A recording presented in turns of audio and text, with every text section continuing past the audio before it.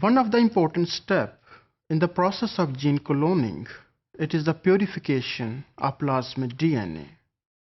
So you are well familiar now that if we want to transfer our gene of interest, then we need carrier molecules, and here we are discussing the plasmid. So it is a prerequisite condition to perform gene cloning. Isolation of plasmid, it is very tricky, you can say that step, because when we attempt to isolate plasmids, it may be contaminated with chromosomal DNA. Why we need this step? The reason is that even if we introduced our recombinant DNA plasmid, so sometime we want to analyze that whether our foreign DNA is inserted or not. So even then we can isolate plasmid DNA in addition to isolate natural plasmid. So as I told you that it is very tricky step and should be performed very carefully. So first step is that the lysis of the cell. So the lysis should be performed very carefully. The first step is that to open the cell wall that can allow the plasmid DNA to escape. Or lysis can be performed so that one can get the clear lysate. Lysate, it is a fluid that contain the content of the lysed cells that contain our plasmid DNA and the chromosomal DNA. And if this step it is performed carefully, then the plasmid DNA mainly remain in intact form, whereas the lysis can result in the fragmentation of the chromosomal DNA, because during the lysis step we can also apply shearing forces sometime that can cause the fragmentation of the chromosomal DNA. Now we get a clear lysate. How the plasmid DNA can be separated? There are different steps, but we can discuss two methods here. The first method, it is the isopycnic centrifugation. Isopycnic means that the compounds that have the same density, they can be called as isopycnic. And centrifugation, it is a process in which we can use centrifugal forces for the isolation of our compounds.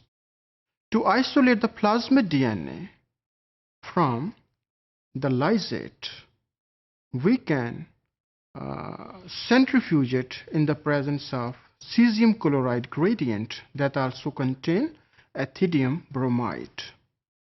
What is the advantage of ethidium bromide?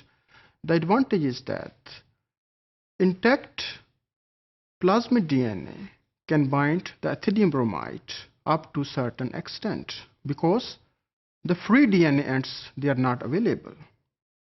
On the other hand, the fragmented DNA that provides the free end, it will bind more ethidium bromide so that its density will be lower, and the density of the plasmid DNA, it will be high.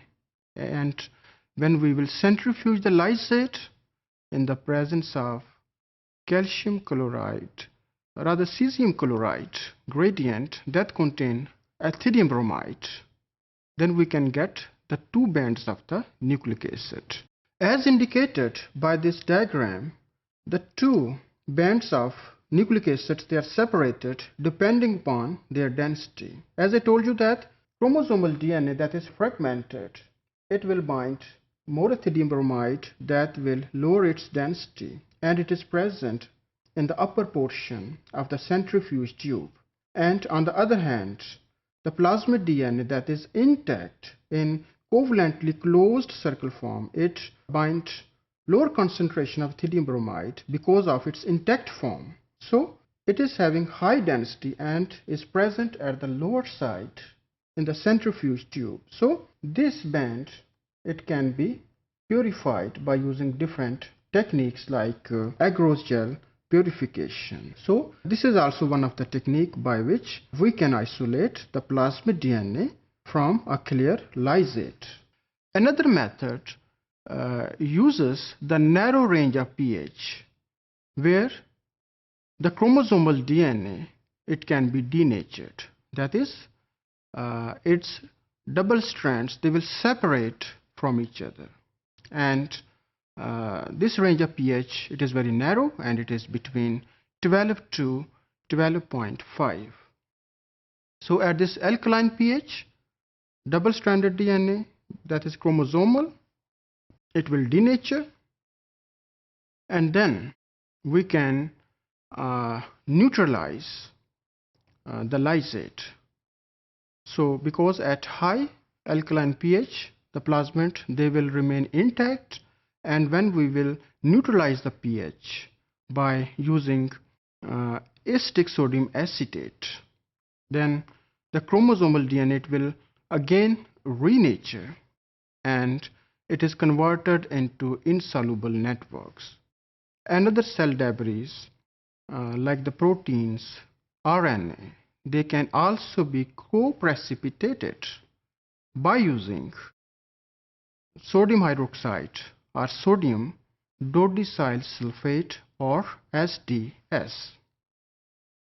Now clear lysate contain the cell debris that contain the cell wall, different type of proteins, RNA, insoluble chromosomal DNA, and the plasmid DNA. So plasmid DNA, in the later step, it can be purified by centrifugation, agarose gel, or by using other techniques like the gel filtration. In addition to these two techniques, nowadays some commercial kits, they are available. By using that kits, plasmid DNA, it can be isolated within relatively short time. Now there are different factors that can affect the yield of plasmid DNA. The yield of plasmid DNA, finally, it may be higher or lower. Now which factors it determines the yield of plasmid?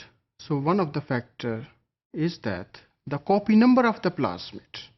If copy number it is high, the plasmid yield will also be high, and vice versa. In addition to that,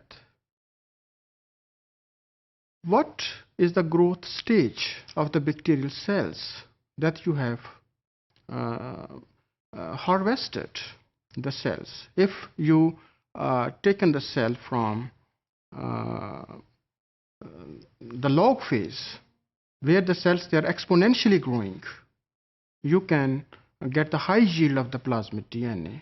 Whereas if you are taken other stages like the late stationary phase, the plasmid DNA, it may be present in lower concentration. And finally, in addition to the stage of the growing of the cell, of course it is also important, but the physical conditions that are used for the growth of microbes, they are also very important.